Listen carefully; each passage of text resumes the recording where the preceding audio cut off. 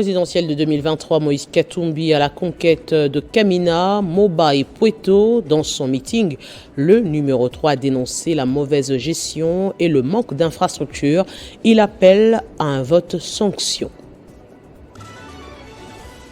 Plus besoin de courir à l'extérieur du pays en quête de soins appropriés. Le centre hospitalier Initiative Plus, en coopération avec des sociétés de neurochirurgie et les cliniques universitaires, permet actuellement la chirurgie de l'adénome de l'hypophyse de se pratiquer désormais en RDC. Les détails dans ce journal. COP28 à Dubaï, la RDC prendra part avec le vice-premier ministre en charge de l'environnement. Cette grande conférence internationale permettra aux États membres de prendre des nouveaux engagements en matière de lutte contre le changement climatique. Bienvenue dans ce journal sur Télé 50, campagne pour la présidentielle du 20 décembre prochain. C'est le dernier virage vers les élections. Moïse Katumbi veut capitaliser sur sa victoire pour redorer l'image de la RDC. Il est actuellement à l'étape de Kamina, Moba et Pueto. Ici, le numéro 3 a dénoncé la mauvaise gestion et le manque d'infrastructures. Il a ainsi appelé la population à un vote sanction.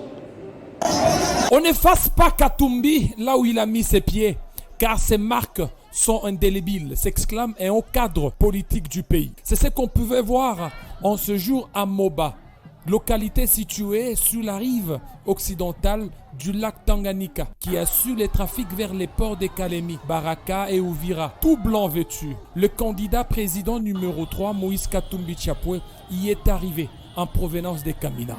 Sur place, comme dans ses habitudes, c'est une foule immense, compacte, qui attendait Katumbi, appelé affectueusement Chiffre 3.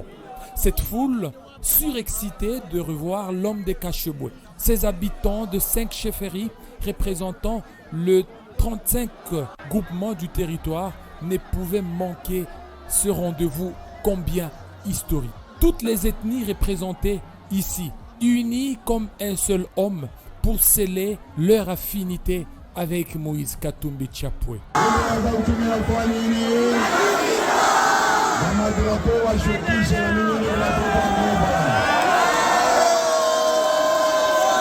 À Moba, Katumbi a expliqué à la population pourquoi elle devra porter son choix sur le candidat numéro 3 à l'élection présidentielle du 20 décembre 2023. Car Moba constitue un poids électoral non négligeable et Katumbi ne compte laisser aucune voix dans cette localité qui a tant souffert, selon lui, de l'abandon du pouvoir central.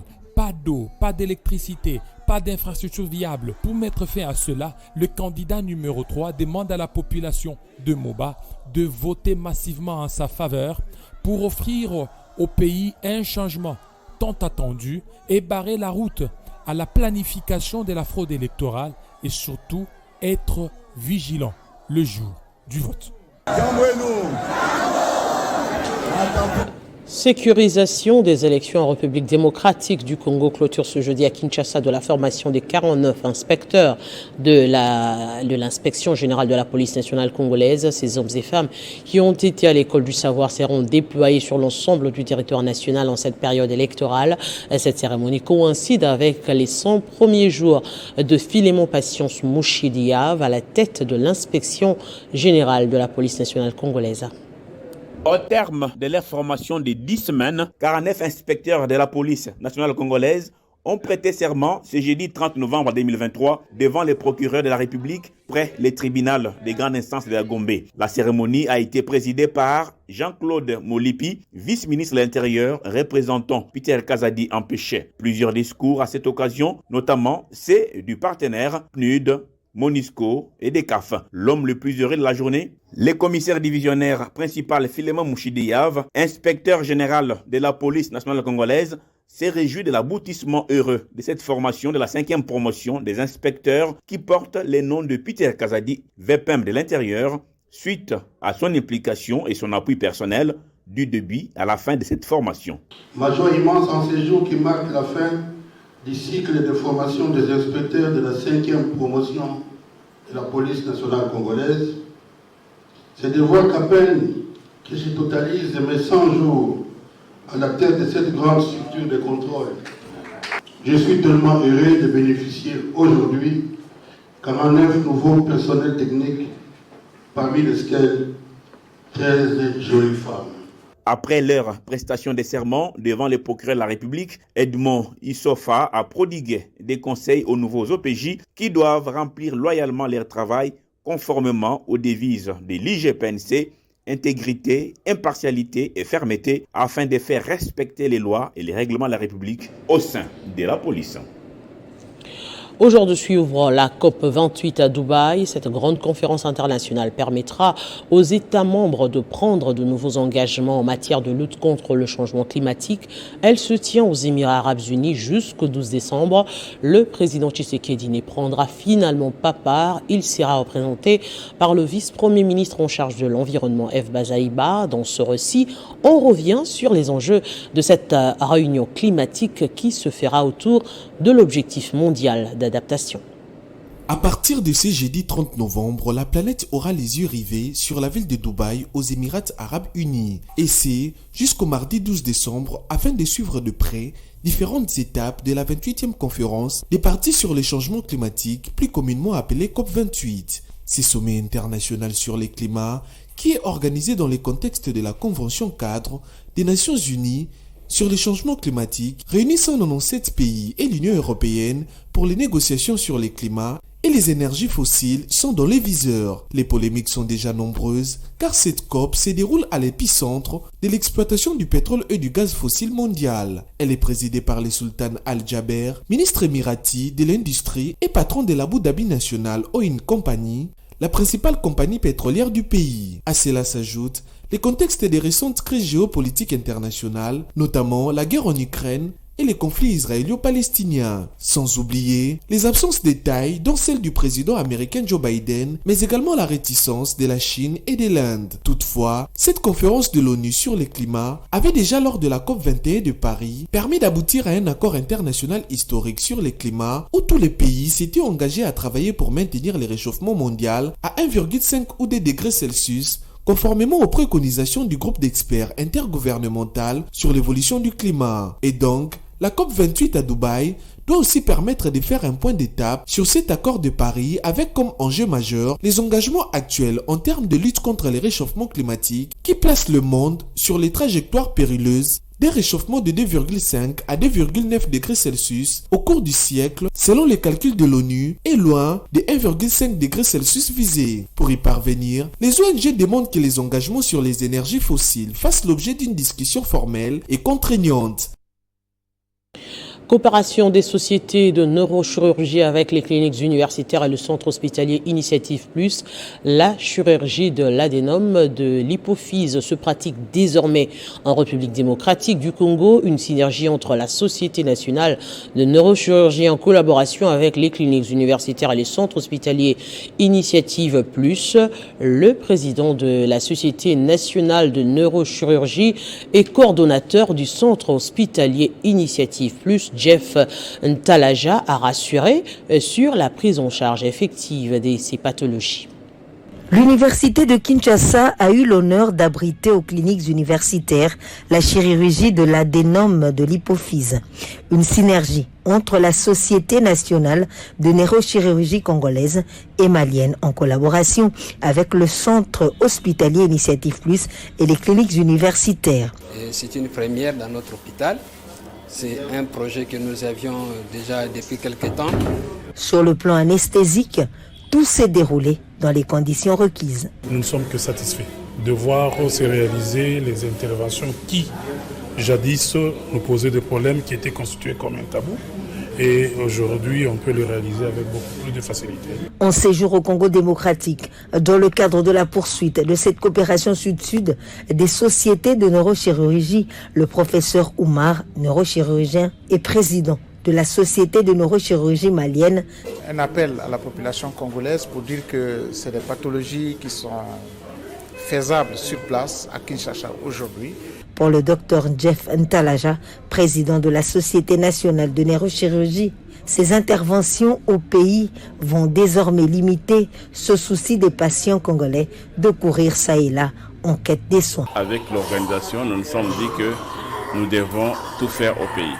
Comme on l'a dit, on a commencé au départ au centre hospitalier Initiative Plus avec cette pathologie et cela ne pouvait pas s'arrêter là parce que l'université c'est notre berceau. Aujourd'hui on peut opérer de l'homme procédure, on peut opérer les anévrismes dans ces pays, on n'a plus besoin de les transférer. Le coordonnateur du centre hospitalier Initiative Plus, Jeff Ntalaja, a mis son plateau technique à la disposition non seulement de la main-d'œuvre locale spécialisée dans ce domaine, mais aussi aux neurochirurgiens de l'extérieur, comme leurs partenaires du Mali, pour rendre possible les opérations de pathologie qu'il y a une trentaine d'années antérieures étaient pratiquement impossibles de réaliser au Congo démocratique. Et en sa qualité de promoteur et gardien du droit international humanitaire, le Comité international de la Croix-Rouge a participé le 28 et 29 novembre dernier à la session de renforcement des capacités du Comité national du désarmement et de la sécurité internationale. Plusieurs thématiques ont été abordées au cours de cette formation, notamment l'introduction au DIH, source, but, champ d'application, mise en œuvre nationale, les armes et le DIH. C'est une session de renforcement des capacités des agents du Comité national de la Croix-Rouge en matière de désarmement et de la sécurité internationale et en matière des instructions juridiques internationaux. Dans son mot des circonstances, Claudine Mouché-Bekwa, conseillère juridique régionale, affirme que par cette formation, le Comité international de la Croix-Rouge veut mener un plaidoyer pour la ratification des traités sur les armes. Et pour sa part, Ernest Ngumbi, coordonnateur national ad intérim du Comité national de désarmement et de la sécurité internationale, estime que l'objectif global de toute série des formations, c'est de renforcer les capacités des experts qui sont appelés à suivre les structures des mises en œuvre qui interviennent dans les désarmements en République démocratique du Congo. L'application et la mise en œuvre des instruments internationaux comme moyen de lutte contre la prolifération et la circulation illicite des armes. Pendant 2 jours, les participants ont acquis des compétences solides en matière de désarmement et de sécurité internationale sur fond du droit international humanitaire, mais aussi sur des instruments juridiques internationaux du secteur des désarmements, notamment les traités sur les commerces des armes, en tenant compte de la protection juridique des victimes des conflits armés. La ministre de la Justice a doté mercredi de moyens de transport à l'administration de son ministère pour la mobilité de son personnel. L'activité s'est déroulée derrière le bâtiment du palais de justice. Rose Mutombo en a profité pour conscientiser le personnel de l'administration et ceux du ministère de la Justice sur la bonne utilisation de l'outil public. C'est le fruit d'un grand sacrifice et d'un grand plaidoyer pour aboutir à ces résultats, des bus pour une bonne mobilité du personnel de l'administration du ministère de la Justice. Œuvre qui entre dans l'effectif de la ministre Rose Mutombo Kiese, un geste qui illustre les respects des engagements pris lors de son arrivée dans ces ministères. Tout en les conscientisant à en faire bon usage, elle a appelé les uns et les autres de travailler davantage afin d'échanger ensemble l'image du ministère de la Justice. Il y avait des assignations qui m'étaient adressées. Et aujourd'hui, je suis contente d'apprendre que j'ai fait la grande distinction.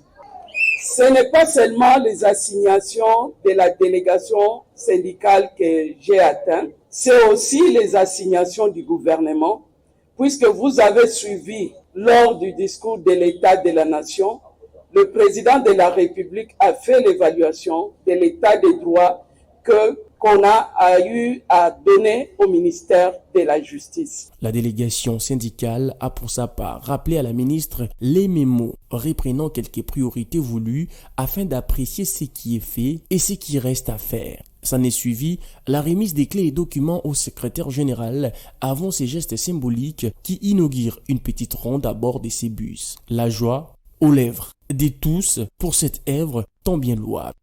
En outre, la ministre a annoncé que dans quelques jours interviendra l'inauguration de la première prison construite sous sa tutelle, c'est-à-dire la prison des Goma qui va héberger plus de 3500 détenus, mais également l'acquisition d'un certificat d'enregistrement de plus de 100 hectares à Maluku pour la construction de la suite des prisons des Makala. Vous le savez, nous sommes en pleine campagne électorale et la candidate numéro 10 à la députation nationale pour la circonscription électorale de Bambessa, Aminata Namassi, a mobilisé pour l'accueil du chef de l'État et candidat à sa propre succession à Bouta dans le Bawele. Un accueil réussi, vous allez le voir. Aminata Namassi a demandé à la population de voter le candidat numéro 20 à la présidentielle. À son arrivée à Bouta, la candidate numéro 10 à la députation nationale, circonscription électorale de Bambessa, Aminata Namassi, a eu droit à un accueil chaleureux. Devant une foule innombrable, Aminata Namassi demande de réserver un accueil digne au ticket de l'Union sacrée, le candidat numéro 20 à la présidentielle, Félix Antoine Tshisekedi Tshilombo. Soki tokei na présidentielle toza kaka na candidat moko o babengaki Fachi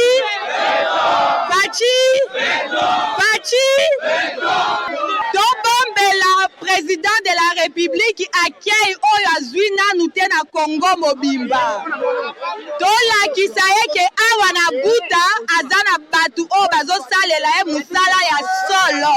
Le chef de l'État et candidat à sa propre succession sera ensuite accueilli par les autorités politico-administratives en présence de la vice-ministre de l'EPST qui a mobilisé pour la circonstance avant de s'adresser à la population.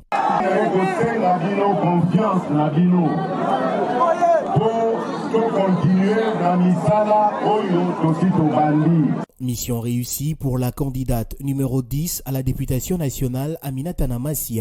Prochaine étape, la circonscription électorale de Bambessa où des milliers de personnes ne jurent que sur sa réélection. Là-bas, le temps s'est arrêté à Sandoa pour accueillir le candidat député Achille Mouteteke.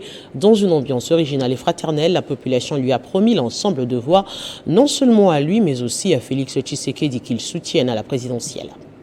C'est un événement historique de l'année 2023 qui ne restera jamais gravé dans les cerveaux des filles et fils du territoire de Sandoa. Achille Mouteteke Luale, candidat qui incarne le sens de l'avenir des filles et fils de Sandoa, arrive dans son fief natal ce mercredi 29 novembre 2023. Le candidat numéro 7 à la députation nationale et numéro 15 à la députation provinciale, l'honorable Achille Mouteteke Luale, au volant de son véhicule, était obligé de s'arrêter dans chaque village le long de la route principale Kassaji. Les populations ont prouvé devant la face du monde que leur fils est favori aux prochaines échéances électorales à la nation et à la province. Juste après quelques minutes de communion avec ses électeurs de Chimbalanga et de ses environs, le candidat favori de Sandoa à la nation et à la province prend la direction de Sandoa Cité. Au niveau de la grotte mariale, c'est une marée humaine qui l'attendait. C'est un événement dans l'événement sans précédent. Le champion du social a dans son speech invité ses électeurs à voter massivement pour le candidat numéro 20 à la présidence de la République, son Excellence Félix Antoine Tshisekedi. Groupement Moya, Union sacrée de la nation. Union sacrée de la nation, il y a Félix Tshisekedi. Candidat wetu pour présidence de la République Ninani. Numéro 20. C'est autour des 18h que l'honorable Achille Mouteteke Luale s'est séparé de ses électeurs, pas pour se reposer, mais plutôt pour ouvrir la page des audiences. Les chefs des chefferies, des groupements, ainsi que les chefs des villages étaient le premier à être reçus. C'était dans sa résidence privée sur l'avenue Achille Mouteteke Luale. Le gouverneur de la province du Tanganyika, Julie Ngungo, a entamé depuis bientôt une semaine une opération de sensibilisation de la population pour préparer l'accueil du président de la République, Félix Antoine Tshisekedi Tshilombo, candidat numéro 20 à la présidentielle du 20 décembre 2023. En prélude de l'arrivée en tournée de campagne pour le candidat président numéro 20, le gouverneur Julie Ngungo Moyuma a opté pour une approche de consultation avec différentes couches de sa population. Tout a commencé par sa famille politique UDPS, reçue à l'hôtel Flora pour un échange de stratégies afin de bien préparer l'arrivée de l'un des leurs en la personne de M. Félix Antoine Tshisekedi Tshilombo, président de la République et candidat à sa propre succession. Dans le même cadre, ce mardi 28 novembre, les présidents fédéraux fédéraux des partis politiques membres de l'Union sacrée de la nation ont été sensibilisés pour la même cause par l'autorité provinciale.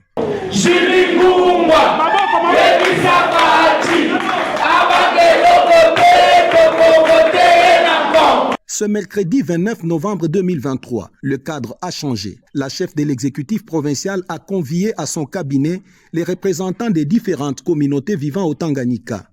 Un entretien de près de 2 heures a permis à ces notables d'assurer au gouverneur de province leur détermination à consolider les acquis, appel formulé par le chef de l'État Félix Antoine Tshisekedi Tshilombo lors de son dernier discours sur l'état de la nation, lui promettant leur hospitalité envers lui qu'ils ont souhaité paisible arrivée. On est mis d'accord comme quoi ce qui se passe dans les autres provinces ne doit pas se passer dans la province Tanganyika. Parce que d'abord, le président de la République, c'est le premier citoyen de cette nation. Cette séance a poursuivi avec les mouvements associatifs des femmes, des jeunes et autres couches afin de rendre plausible cette arrivée du président de la République qui n'est non seulement pour raison des campagnes électorales, mais c'est aussi sa toute première visite officielle au Tanganyika.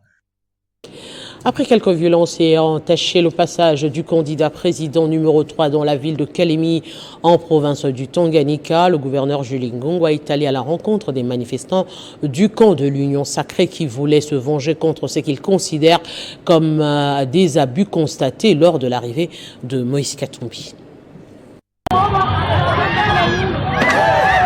Après avoir constaté les abus causés par la caravane du candidat président numéro 3 lors de son passage à Kalemi ce mercredi 29 novembre, sabotage des affiches d'autres candidats et celle du président de la République en fonction, affiches relatives au projet de développement local de 145 territoires ou encore de la gratuité de l'enseignement, la tension a monté dans le camp de la population n'ayant pas toléré ces abus. La révolte s'est manifestée par la barricade de la route, clamant réparation des préjudices causés et interpellant la Commission électorale nationale indépendante CENI à bien faire appliquer la loi électorale en matière de telles violences. Julie Ngongwa Mwayuma, gouverneur de la province du Tanganyika jouant au sapeur-pompier, est descendu personnellement sur le terrain afin de maîtriser la foule en colère et prêcher le bon civisme électoral. Sur place, la donne change.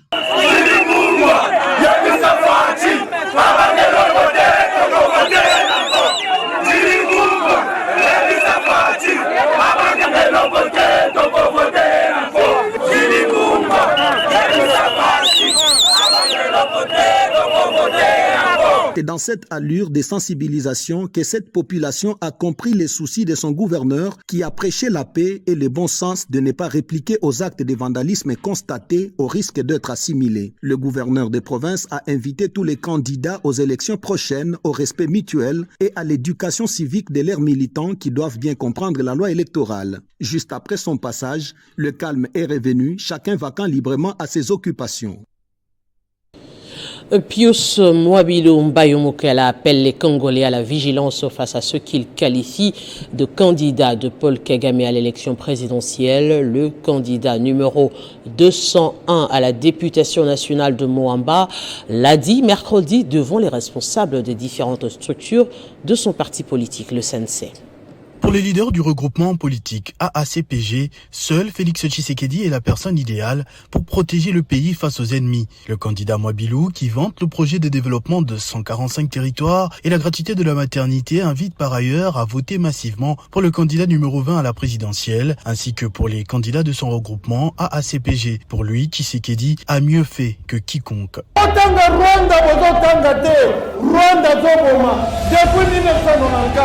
Est-ce que Fatia azalaki na pouvoir? Est-ce que na 2001 Fatia azalaki na pouvoir? Mwana mboka azali akosala oyo bana babola bakolinga, bana mboka bakozwa nzela ya kelasi, bana mboka bakomona minda, bana mboka bakosoigné, bakogere bamama na bango na bahopito, bakobota leta futi. Fatime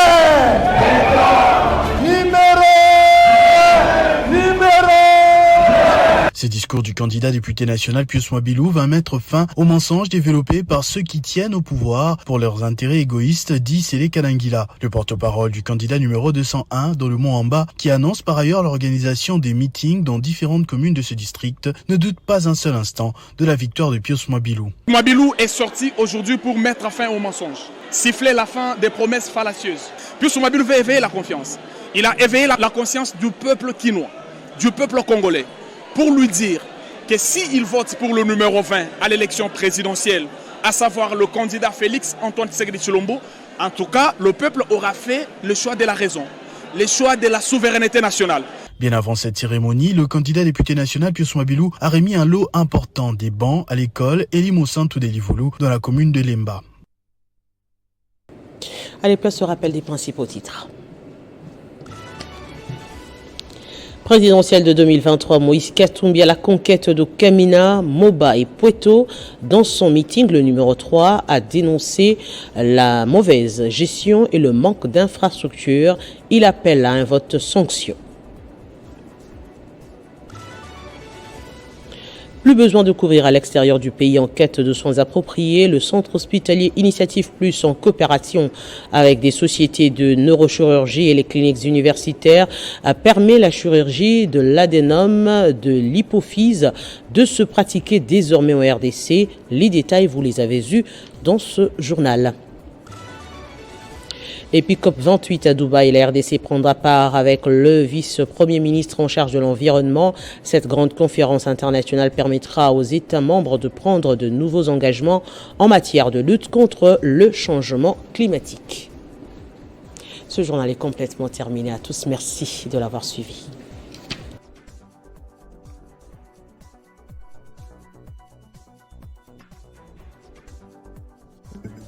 Retrouvez toute l'actualité en continu sur www.tele50.cd.